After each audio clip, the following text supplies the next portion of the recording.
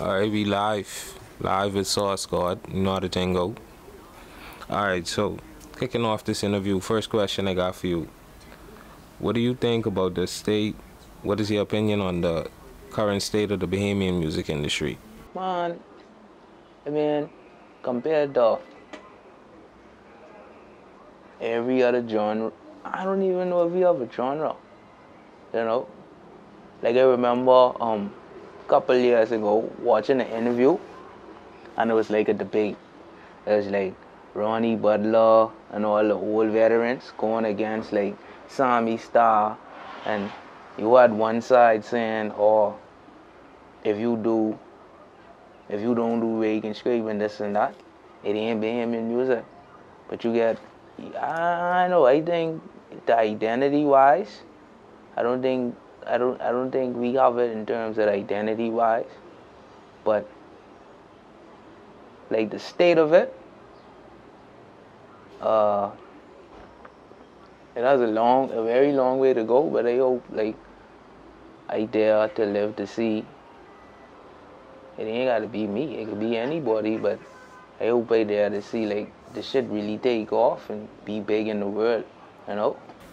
So, in your opinion, what would be a good, or what would be a real or strong, what would a strong music industry look like for you in the Bahamas?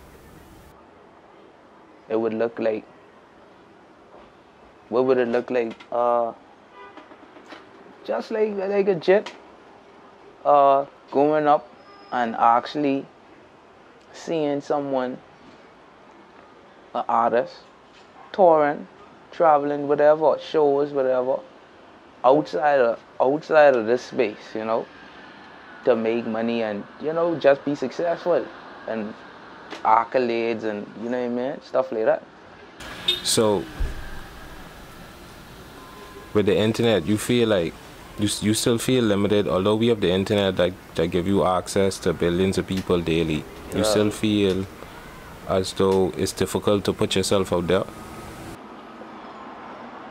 I feel like we have it. I feel like we have it easier, like with this space and time with the internet. We have it more easier than probably the OGs or the older people had it. You know, but when you're talking about building like a organic following, I think it more start with people who kind of catch you more, understand you more in terms of like, I guess, where you from. So that's why, you know, people is I guess try to, like us as let's say dance a yard before you dance abroad. So kind of like winning over, you know, your stomping ground first, and then they send you to the world like that. Yeah. So, do you feel as though, so how you feel about doing it in the reverse? Do you think artists get the same amount of respect if they blow up elsewhere before they conquer home? Well, like that too. You got a lot of dick riders, and that's when the bandwagoners could come out, you know. So I don't think you should spend all of your time more so focusing on who ain't focusing on you. I think you should try to get the attention of the people who actually want to see your music right now. And then, like, if you was to blow up in the international market,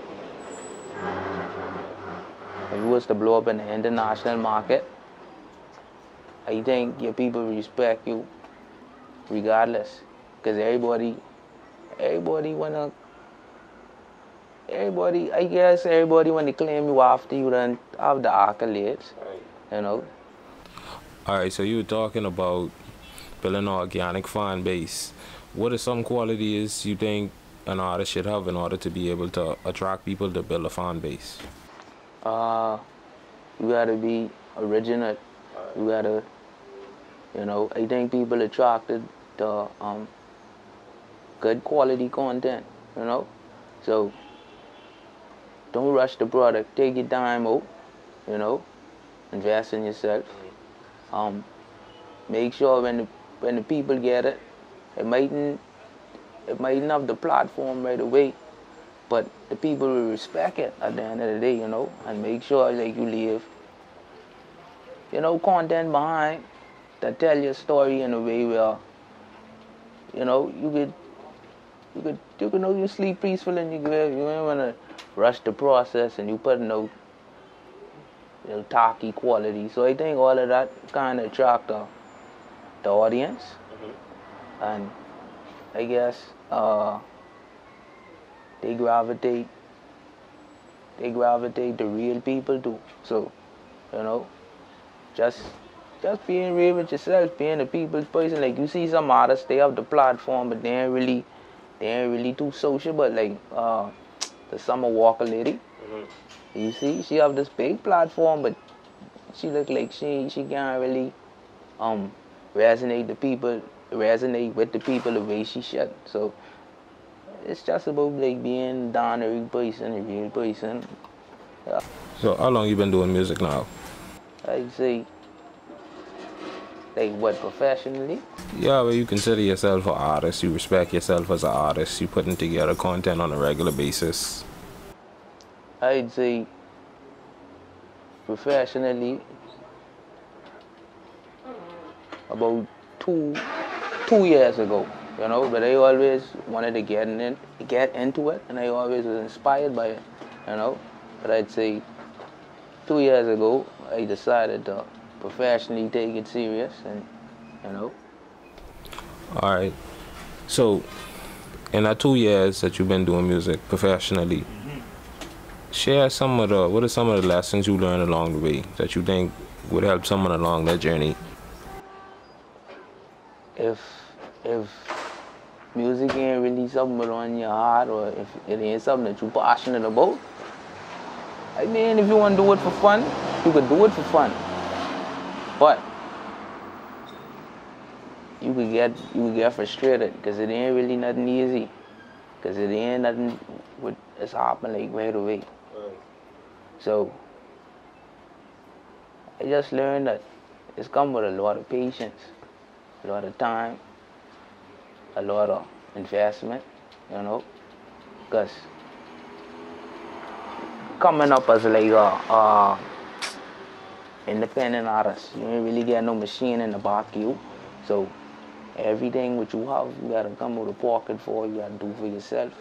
And I think in the Bahamas, that's why a lot of fellas don't really take it serious, because they don't want to make that investment, or they scared to make that investment. But you know, you investing in yourself, you investing in your craft.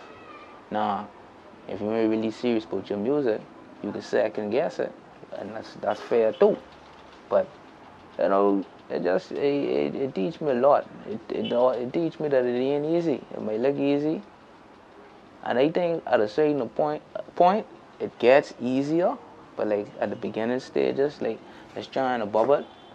Yeah, it's a rough ride. Yeah, I agree with you. But speaking of your music, I was doing some research and I came across a platform. I think it's Akan Entertainment. Akan Entertainment, and they got almost like 1 million subscribers or so, right? So I was pretty proud to see someone from the Bahamas make it to that platform, and I saw your video on that platform, right? So explain to me that process of how you get to that point to be able to distribute your music on such a large platform. What that do? What I was trying to do was, I guess I was trying to branch out a little bit in terms of trying different sounds and see how it would do in terms of a different audience looking at it, you know, which in way a calm is a dancehall genre, and the song I think you talking about is Full of the Brim. It isn't really a dancehall song, but it's an Afro Bashman song, which in way is dancehall infused. So I just decided to venture in that to see how it would move, and it didn't really do what I wanted it to do, but piggybacking off the question you asked me before this one, that's the type of investments and chances you have to take. You have to take those chances to figure it out, you know. You can't just be thinking. Like me, as a type of person, if it's on my mind, and I thinking it might work or mightn't work, I still could do it just to see if it would work. So, yeah. So how that investment pay off for you? Would you see any returns on it? Not really, not really, not really. But you know, like I do certain things, and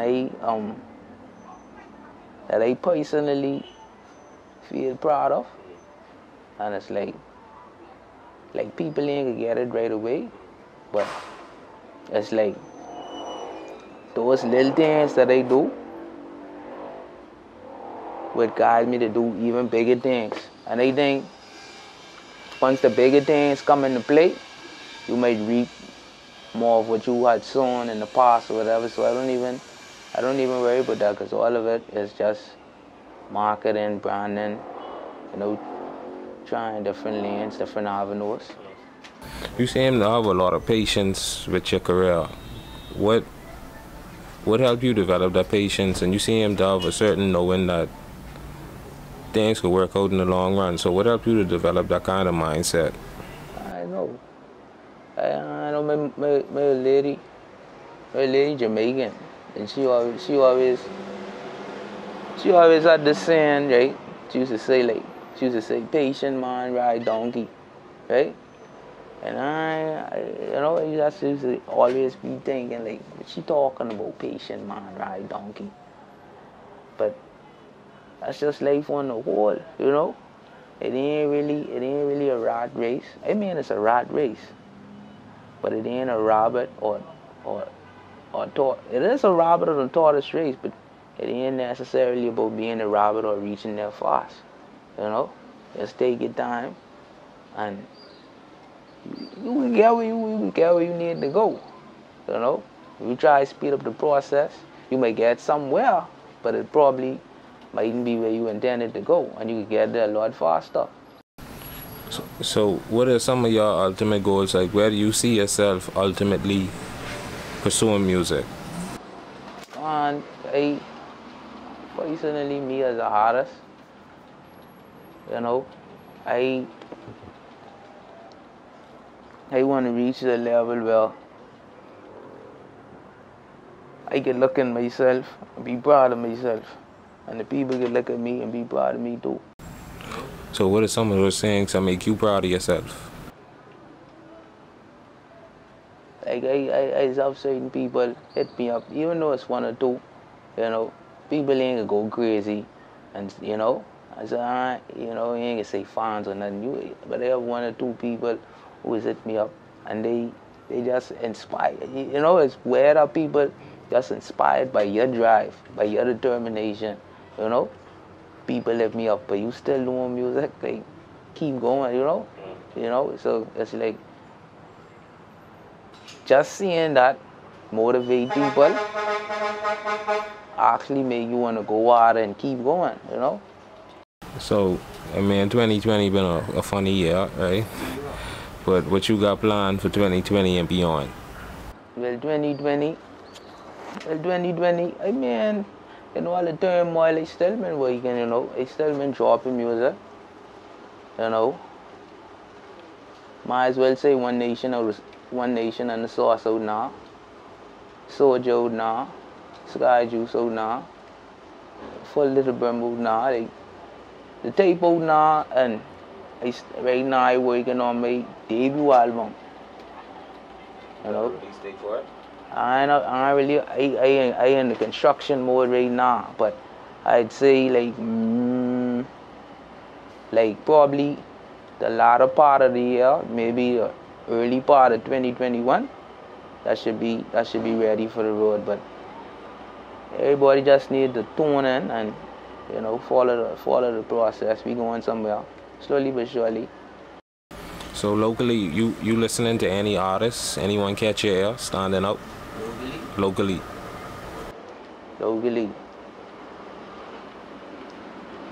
We have a lot of talent, you know.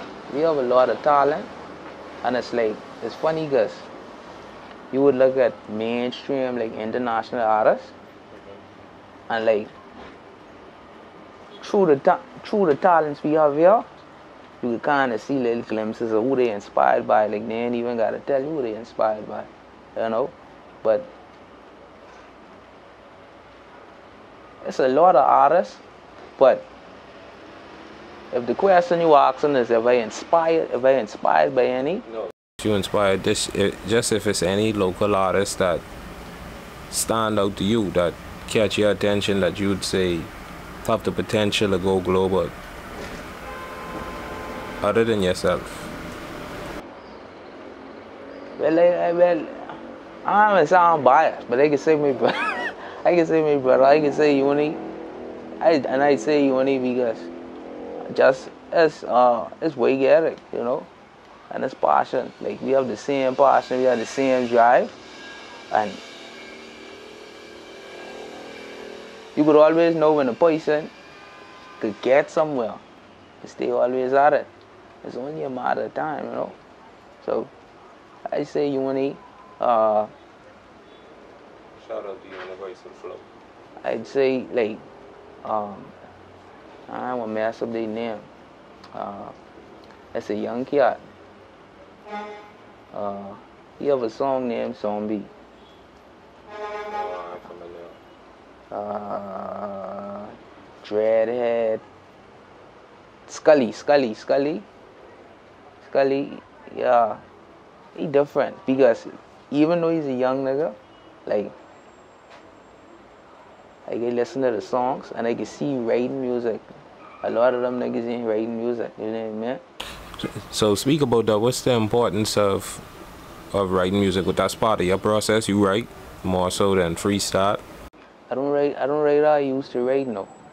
Cause my process ain't like when I was first just trying to figure it out, pen and notepad. Alright, we gonna do a verse, then we gonna no. I don't even write like that. I want to hear beats. I want to catch a vibe.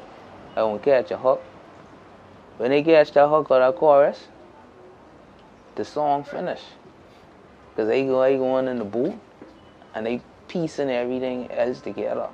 So I remember like a couple years ago, like when I was back in school and Wayne was saying he don't write music, and I was kind of little like iffy about it, but then actually going through the process, I understand that you probably do get to that point where you just have a different writing style. You ain't sitting down with a pen and pad, and you know, or you in your notes on your iCloud trying to, you know. So continuing to speak about your music, if you had a person or a group of people that you could describe as your audience, or who you make music for, or who you talk to in your music, how would you describe those people or that person? That person or those people, well, like I had the kind of, I don't, like you could kind of see it if you're paying attention, but it's kind of the reason they had to pull a lot of the tracks off of One Nation and the Sauce. They had to pull a few back, and I wanted to save them for my album because it's like I kind of, because I like you were saying, we have the music on our hard drive. We listen to this music every day. It just ain't touched the world yet. And then I could see like my transitioning in terms of even the way I think, or what they trying to do with the music. So it's like I wouldn't even describe my fans, you know, as anything. They probably see me put out a couple clean visuals, and you know what I mean? Some of them still calling me a rapper. Some of them still saying, you get a couple saying, oh, I was a reggae artist. I ain't a reggae artist. All right, what would you describe yourself as? What would you describe yourself as? You could describe me as Afro fusion, Afro pop. Even if you want to say Afro beat, I'd accept that. But that's my lane that really touch my heart, and that's what they trying to brand myself as an Afrofusion artist. Alright, so why you chose that particular genre or lane? I ain't even got up on no, like, Burna Boy. I could be real. Burna Boy, That's like, an artist? huh? That's an artist? Yeah, Burna Boy. I was at a point where I was listening to, no, I discovered Burna Boy through WizKid, through Drake. Okay. So it was like a domino effect, and then they get kind of pulled into that world, and I was like, I don't know if you ever watched the Astro World video with Travis Scott, where he dropped an Astro World as a little boy. That's how I feel about Afrofusion. Like I feel like I just dropping it, and it's like where it's been since the beginning of my thing. You know what I mean? But it's music, and what he doing with it, it kind of inspired me, and I just wanted to do, I want to do that, but I want to put my perspective on it. Besides Burna Boy, who else inspires you? Inspire me? I have a broad range of inspiration, but I talking about even like as a jet, like I gotta listen to anything, not anything, but from Dennis Brown, Gregory Isaacs, those old roots rock reggae people tapping into my Jamaican roots, and then even the OGs from here who I think don't really get that respect that they should. The Smokey 007s, the Tony McKays, Dry Bread, these people, I just look at them and I just feel proud in a way. I just look at their thing, and then I just be thinking like, I don't accept my thing in a way where, yeah, somebody looking at me like that.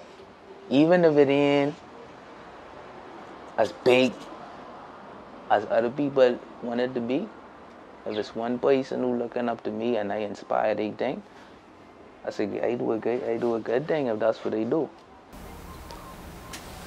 I like that. So ultimately, what would you say that you ultimately want to get from music, from creating music, producing music, dropping music?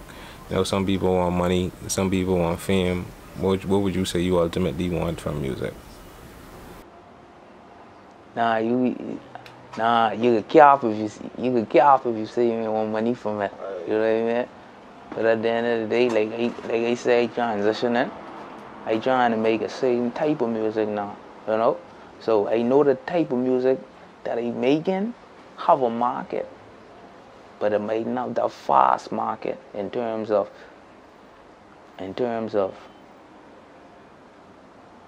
you could drop a positive song and she can still do good now, but you drop a negative song and the little youth take on that gone to the world, you see me? So it's more about me kind of filtering what I say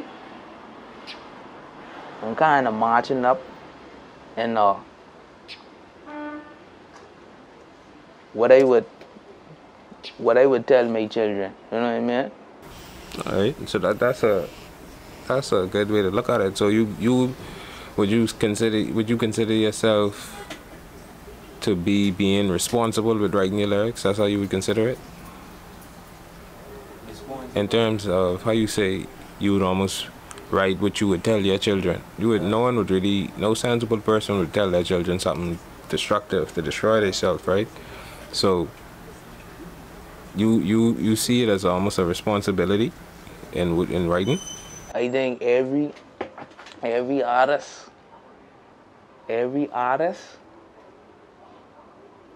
has a responsibility,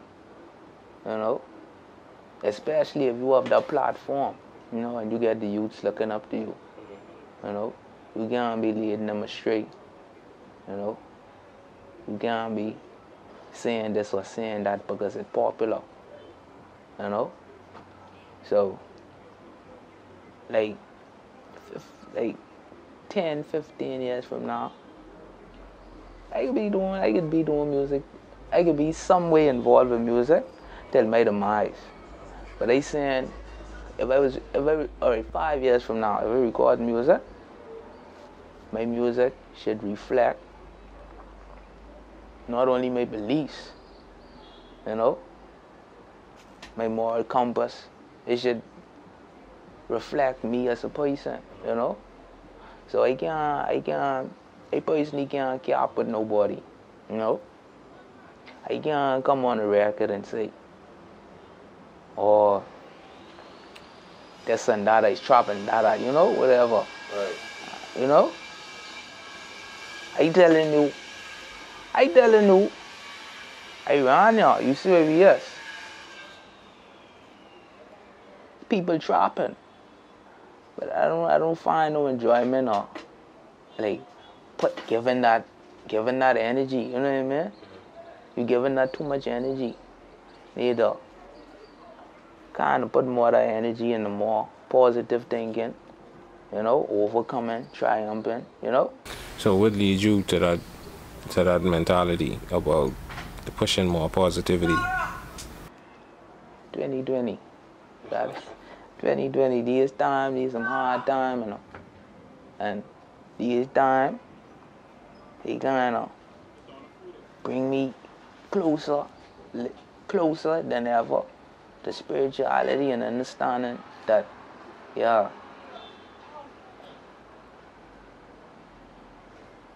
it ain't gonna be forever, but you just gotta understand that God is real. And these times, if you want to learn nothing from these times, you ain't want to learn nothing from these times. You know what I mean? So what's your major lesson, before we sign up, what's your major lesson you learned from 2020? So believe in yourself. Hold tight to your faith. Hold tight to your spirituality. Hold tight to your dreams. Don't let your dreams go. You know what I mean? Because when the world stop and your job stop, your dream may be the only thing that, keep you, whether it's mentally, whatever, sin or whatever. So, I see, like, living around here for, where we at? We Robinson Road, Ashley Street, the Street and Parkies, living around here for, like, majority of my life. I was living there since I was 7, And it's like, I watch little niggas go from here to here. And it's like, you know what it is to look at their eyes from they down here and kind of have it in your mind like, boy, this could be, he ain't really on the right path, And then fast forward a couple years later, they walk around with an ankle bracelet. And, I had a conversation with a young man, I think last week, and he is telling me how he getting it, And he is also telling me that he inspired by me. And that kind of mess up my brain is like, why you inspired by me? I doing my thing. I can do what they doing if I want to. But they inspired that I have that choice to do what they doing. But they choose music. And you just see the look in their eye when they see me on the screen, they just come to me, dap me up. Dap me up. And I feel that love, and that's what is keep me going. Because at the end of the day, that's their way out. But they looking at my way out. And not giving them a little inspiration that might be the change they need. You see what I'm saying? So they only doing my part. Real talk. I like that. So you have anything that you need to promote? You have any music, any videos you want to promote? To anybody who following the movement, it's SauceGod242. SauceGod242 on all. See, I SauceGod now. A lot of people who is following for day one, they might remember when I was using that sauce in your bowl name for the sauce God now. And I got another name without putting on for my sector. You know what I mean? So I dropped the 242 on the back of that. SauceGod242 on all social media platforms. So we promoting right now One Nation and the Sauce. That's my debut EP. That out now. So once you plug it in, all social media platforms, you know, get to know more about the thing, follow the movement. But it's going in a different direction, you know. So just study what there now, but you know, you can see like a transition in terms of where you're trying to take it with the album. So look out for the album too. Like I said, a latter part of this year or the beginning of 2021, you know. The title of the album is The World Is Yours. Okay. So look out for that, you know. And we just trying to preach positivity and positive vibes, you know. We ain't come from the best conditions or, you know, but the environment don't really make you, it make you stronger, but it don't really hold your brain and you gotta do this because another person doing it. Do what you wanna do, you know. Be a leader. Be a leader, not a follower. I like that. I Be a like that dog. message. So I appreciate you letting me come through. Appreciate that, getting your perspective on things, some of your insight. I like your message. I like what you push into the public. I hope you're very successful, bro. Big up yourself. Big up Mario every time. Another thing. You done know. We signing out.